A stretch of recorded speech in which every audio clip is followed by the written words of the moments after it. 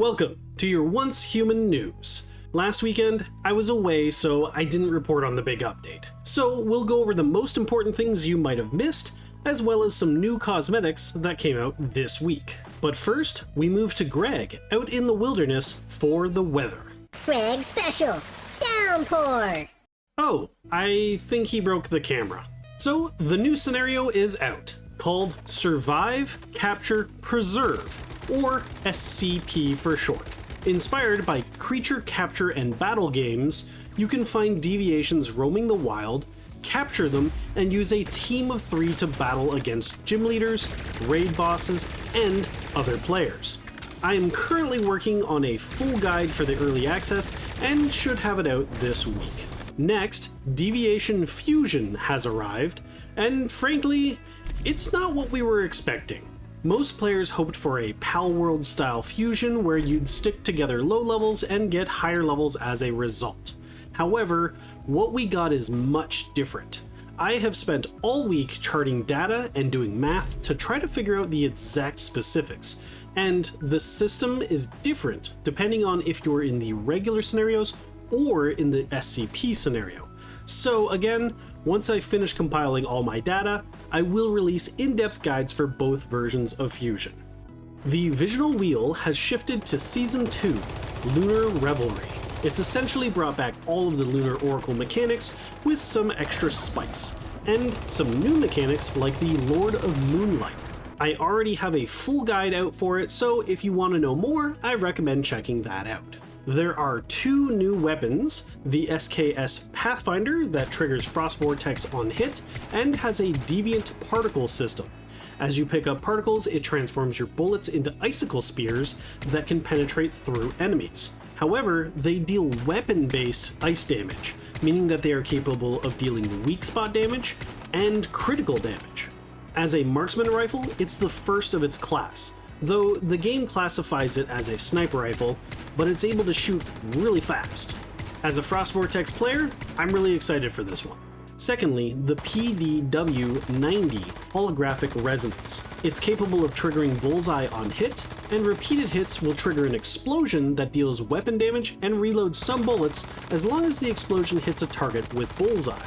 It also has increased crit rate against those with bullseye, making this both the first fully automatic and area damage bullseye weapon, so I expect to see some interesting builds arise out of this. 2 new keyword armors pairing with these guns. The Snowdrift top creates additional deviant particles on pickup, while increasing weapon and status damage. Then, the Blood-Stained Tracker Boots increases your attack and spreads bullseye to other targets if you strike a target with bullseye. Additionally, the Savior set has had a rework. We thought PvP would never be the same when Savior was rumored to be adding shields, but it turns out the set now drains your HP to provide those shields, so considering Savior was one of the primary sets being used in PvP, this will drastically shake up the meta. And it even allows for offensive builds in PvE now with all the additional damage that the set gets. There was a ton of shop updates both last week and this week, so I'm going to try to rapid fire all of them. The Rimecold Sovereign Lootcrate is out, and I already have a full video showcase and price breakdown video. It's out now for you to check out. There's a new Choose One of 3 Loot Crate, which started on September 28th. You can choose from Dream Waltz, Freezing Mist, or Urban Oddities. I'll have links for all of my old showcase for each of these in the video description. Keep in mind though, Dream Waltz runs on the gem system and the other 2 are on the old system, where every 30 pulls you obtain a collection item. Additionally, going forward, they will no longer be using the Choose One of 3. Instead, they are planning to have players vote for which loot crates they want to return. The shop also received 3 value deals. First, the Golden Years Special Offer outfit.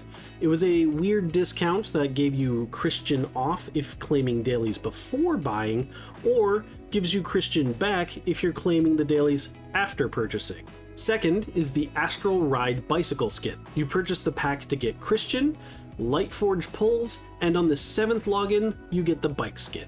The third is the Astral Trails. Similar to the previous one, you log in for 7 days after purchase to get bonus rewards, and the furniture will be given to you on the final day. Next up, we have the Waterside Tea Furniture Pack. For those into building, this has some unique flowing water tile pieces. For character options, we got the Gilded Cage Cradle in the Direct Shop, and the Dream Theater Emote. However, new to the shop this week is the Phantom Bazaar Decoration Pack. This is filled to the brim with neon signs for builders who might want to make some sort of nightlife bazaar. And we get the Meowfire Set. It's a very odd set. It feels like a somewhat confused design that's trying to maybe please everyone. The hat is cute with cat ears, while the rest is an attempt at something military, but they also made the female one revealing and the male one having the infamous high number of belts. I think each individual item could be used well with other sets, but on its own, everything kind of clashes. There was also a lot of other small quality of life additions and adjustments. However, the one that I feel most people still haven't discovered is the storage terminal. This new building allows you to see all items and deviations in every storage box of your territory. You can also add, remove, and quick deposit items just like a normal crate, but it automatically moves items around to the chests in your base. This amazing quality of life addition can be learned in your memetics menu, except in the RaidZone mode. And unfortunately, it currently can't be used in Eternal Land. So that's everything important that I missed reporting on last week, and the new additions from this week. If there's anything else, make sure to let everyone know in the comments. And please look forward to all of the guides I'm working on for the new content.